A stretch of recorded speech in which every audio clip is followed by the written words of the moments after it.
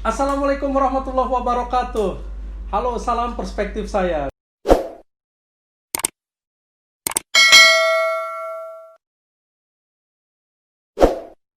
Nah, kita sudah kedatangan tamu. Ini tamunya agak serem teman-teman, tetapi tenang, hatinya lembut walaupun sangar. Saya menyebutnya Cak Mul.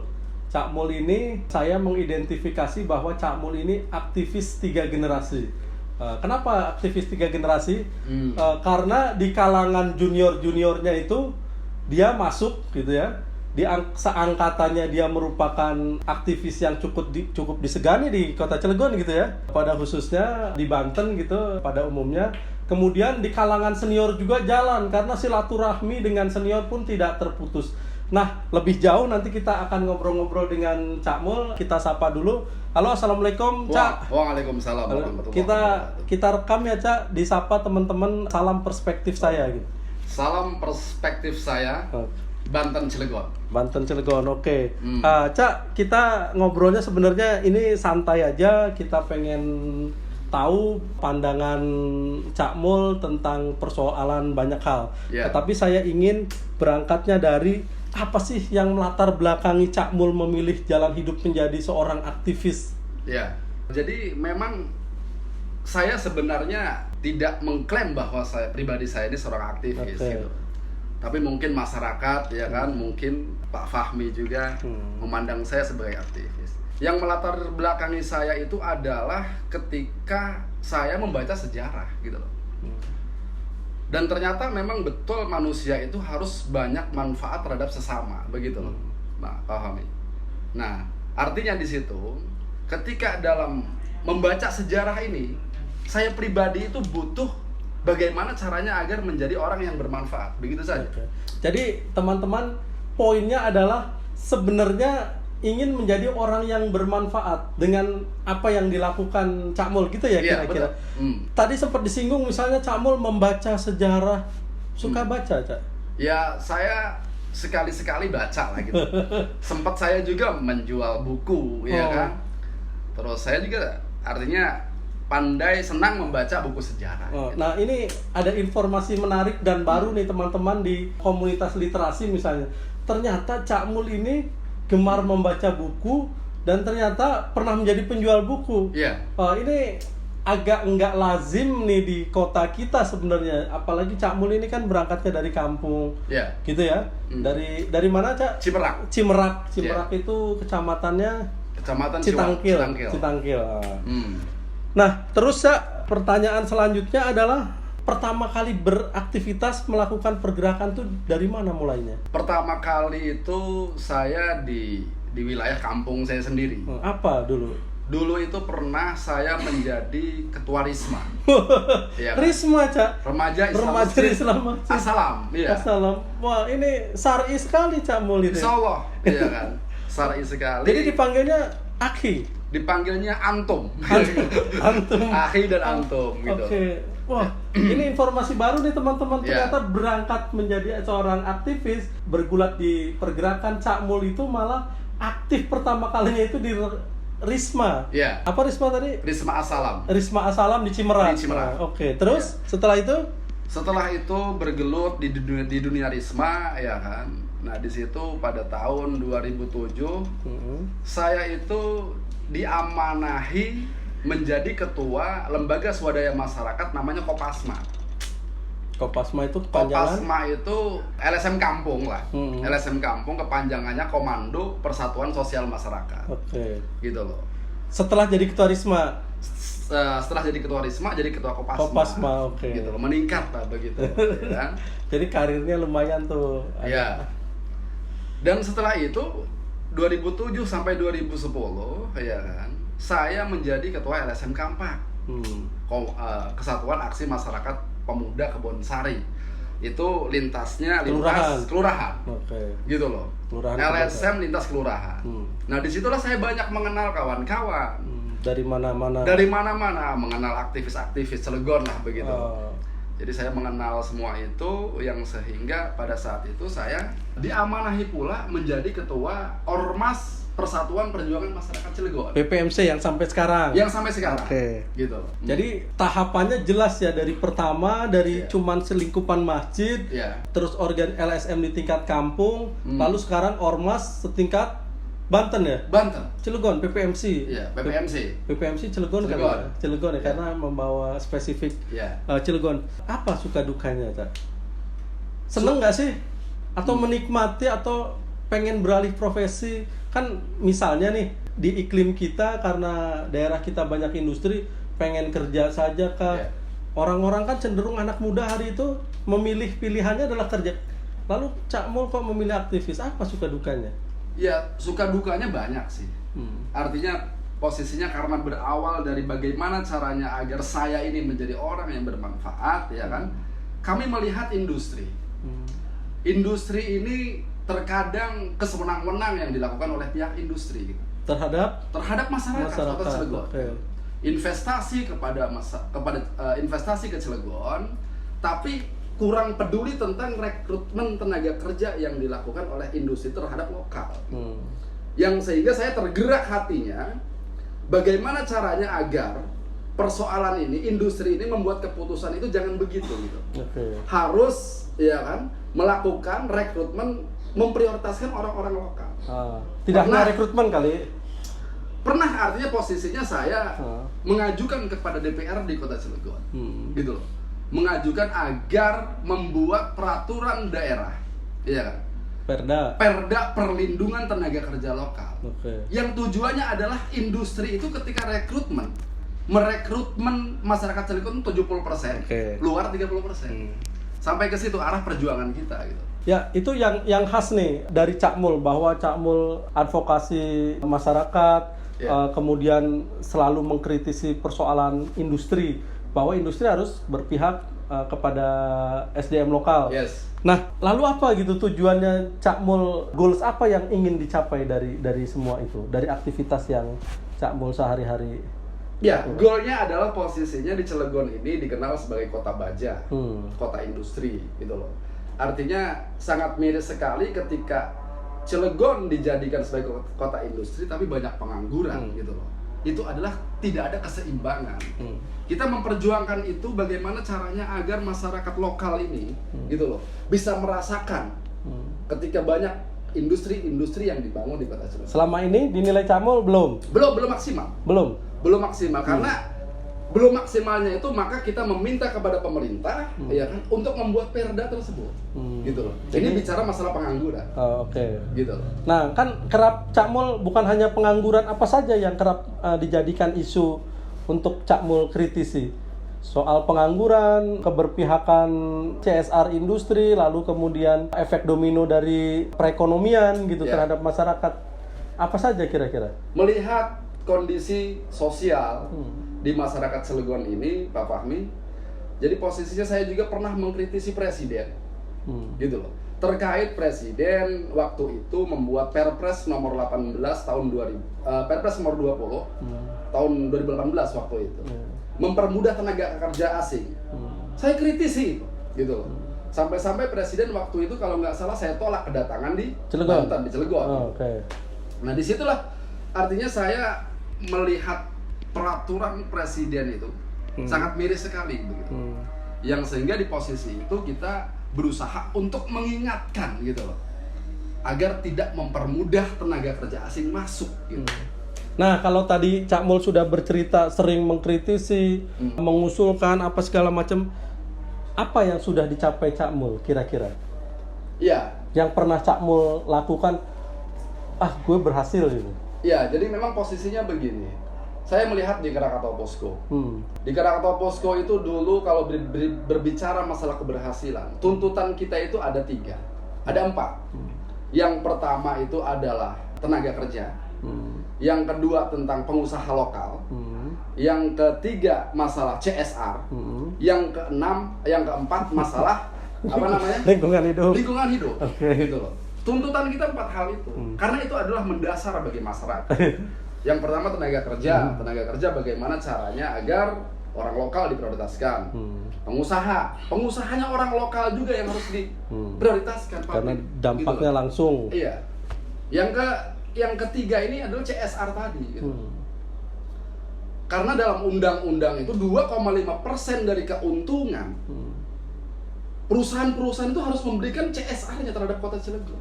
Gitu. Sebenarnya itu sebuah kewajiban itu permen BUMN kali ya? Permen BUMN. Yes. Gitu. Dan sekarang belum maksimal juga kan begitu. Oke. Yang keempat masalah lingkungan hidup. Lingkungan hidup ini adalah bicara masalah kesehatan. Kesehatan, banjir kemudian datang. Iya, gitu. Dampaknya itulah ya. Dampaknya itu banyak. Bagaimana caranya agar kita itu mengingatkan itu 4 hal itu. Jadi teman-teman, ini pokoknya saya tuh sebenarnya berkawan baik dengan Cak Mul. Makanya kenapa saya agak cengengesan misalnya. Karena tadi begitu salah dari 4 langsung ke 6, saya berpikir bahwa Cak Mul ini lagi ngelindur. Dia bangun tidur kayaknya nih udah mandi. Saya sudah mandi. Sudah mandi berapa 4 kali. Jadi dalam sehari. sesiang ini udah 4 kali. Cak, nanti saya pengen minta pandangan Cak Mul soal isu-isu terkini misalnya. Tetapi saya ingin selesaikan dulu draft pertanyaan saya, misalnya apa pesan bagi teman-teman aktivis lainnya? Pesan bagi teman-teman aktivis lainnya adalah yang pertama, idealisme itu harus kita jaga. Gitu loh. Karena penjajah-penjajah dahulu seperti Belanda, Jepang, ketika melihat seorang aktivis yang berani, itu biasanya dia itu melakukan under table terhadap aktivis tersebut. Under table maksudnya apa? Gitu loh. Itu adalah menjadi kerdil. Tanpa tedeng aling-aling ya? Iya, itu menjadi kerdil seorang aktivis gitu. Ketika dia memperjuangkan hak-hak dasar masyarakat, tiba-tiba dia dibayar oleh industri misalnya, dan diam. Dia tidak lagi memperjuangkan hak masyarakat. Betul. Persoalan-persoalan masyarakat tidak lagi dijadikan perjuangan gitu ya. Iya, betul. Itu pesan saya terhadap idealisme. Idealisme harus kita tetap dipegang teguh gitu.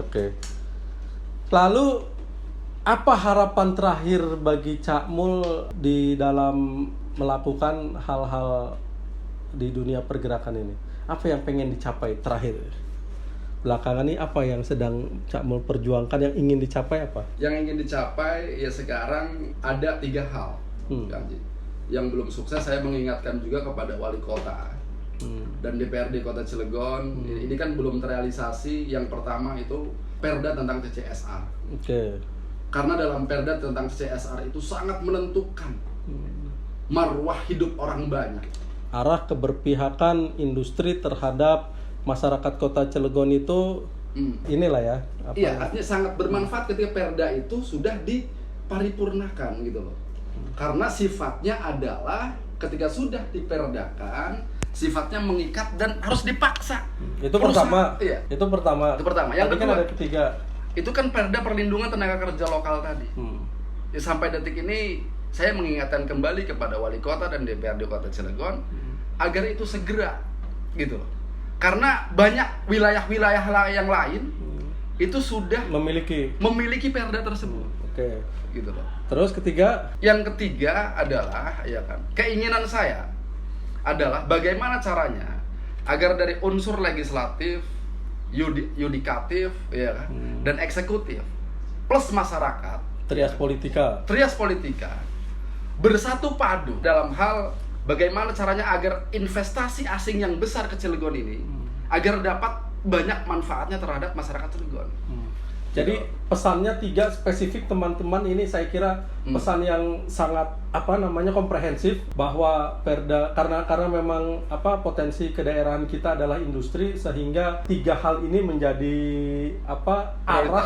prioritas arah keberpihakan kebijakan di tingkat eksekutif, di tingkat para petinggi pemangku jabatan gitu ya, agar untuk lebih mesejahterakan masyarakat. Cak, ini nanti kita minta pendapat tentang beberapa isu, tapi sebelumnya kita minum dulu. Siap. Terima kasih. Soalnya Cak Mul ini menggebu-gebu sekali. Semangat. Tos dulu. Nah, kita lanjutkan ya, Cak. Saya pengen tahu analisa Cak Mul soal, karena potensi kewilayahan kita industri, semestinya bagaimana ini? Industri ini apakah kita respon dengan baik atau kita arahkan? Karena kemudian yang terjadi misalnya dari konteks 4 tadi yang Cak Mul inginkan, lingkungan hidup, Ya. kemudian daerah kota Cilegon misalnya banjir itu jadi langganan, Yes. debu sudah tentu, macet apalagi kalau sore pagi itu sudah pasti macet, kemudian akulturasi budaya terjadi, Ya. budaya-budaya lokal harus sudah mulai bernegosiasi, harus berdialog menjadi sudah harus mulai terbuka gitu ya. Ya. Belum lagi persoalan efek domino dari segi ekonominya. Kalau kita lihat misalnya data di pemerintah, realisasi investasi itu nyampe misalnya sampai 2017 saja sampai sekian ratus triliun. Ya. Lalu bagaimana memagari agar modal yang begitu banyak berdampak efektif bagi ekonomi masyarakat. Saya pengen tanggapan itu dari Cak Mul. Ya, maksud saya begini, Pak Fahmi.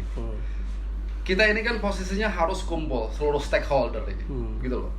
Baik wali kota, DPRD. Sesuai slogan kota kita sebenarnya. Sesuai slogan kota kita. Apa slogan kita itu? Akur, sedulur, jujur, adil dan makmur. Jujur, adil dan makmur. Artinya posisinya bisa terjadi ketika wali kota, ketua DPRD misalnya memanggil masyarakat, iya kan? Nih bagaimana nih dengan adanya investasi proyek besar-besaran yang ada di kota Cilegon agar muaranya itu untuk masyarakat kota Cilegon. Gitu. Masalah banjir segala ya kan, masalah debu segala kan. Ini menurut saya kurang ada ketegasan dalam penanganannya gitu. Butuh seluruh stakeholder berkumpul membicarakan masalah ini. Padahal sederhana ya, maksudnya kota Cilegon kita ini sudah dirumuskan sedemikian rupa mencakup semuanya. Akur, sedulur, jujur, adil dan makmur.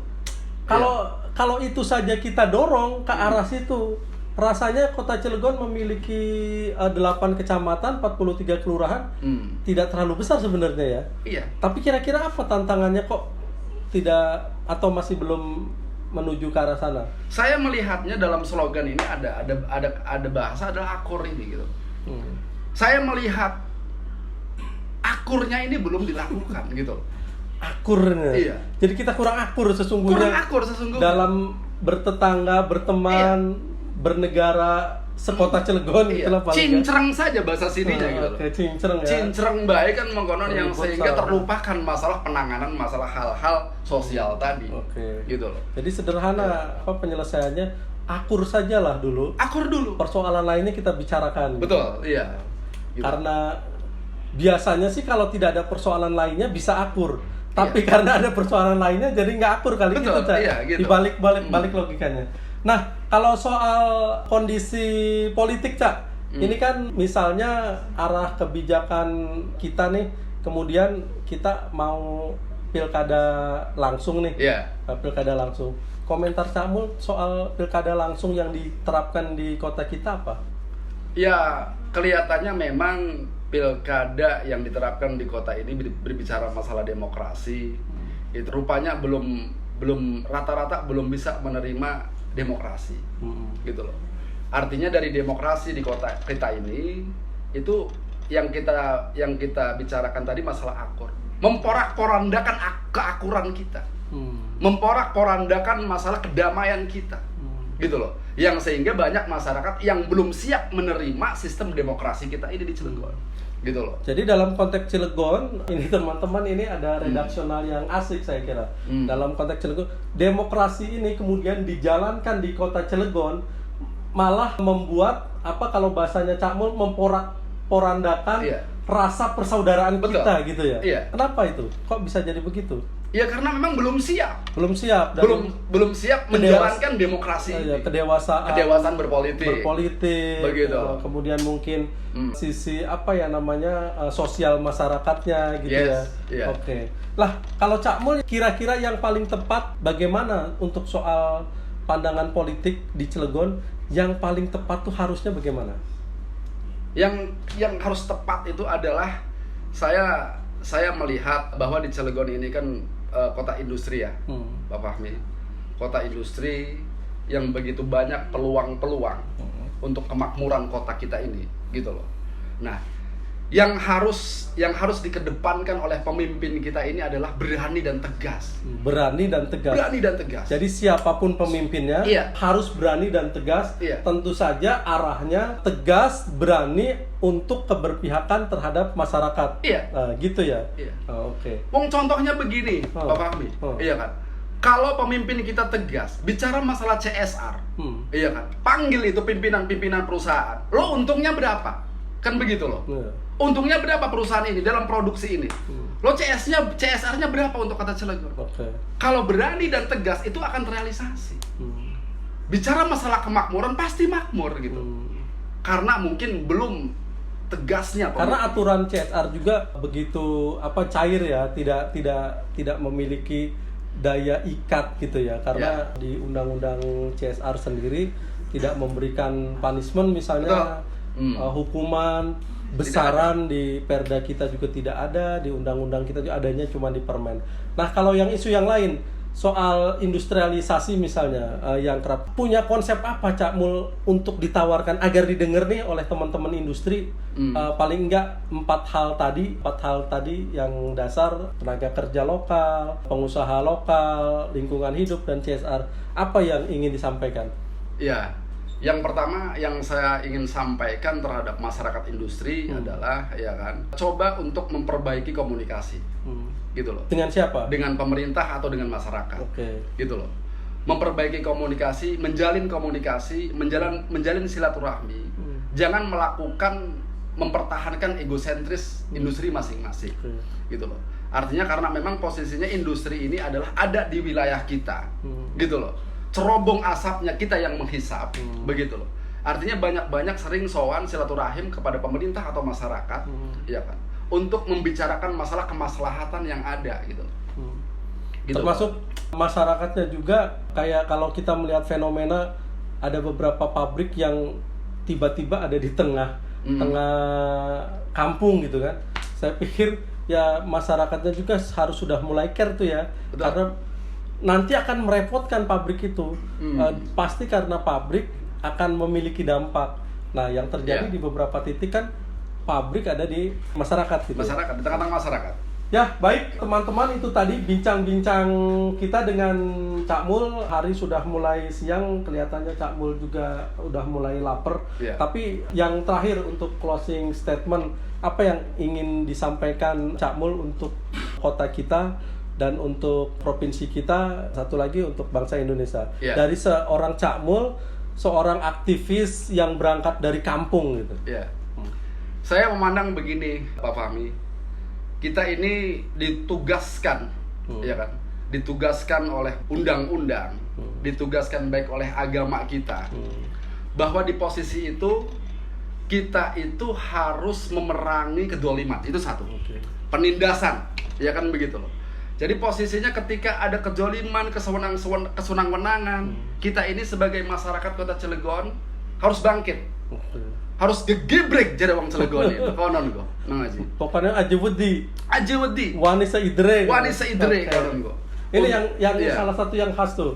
Ucapan Cak Mul wani seidre gitu. Wani seidre.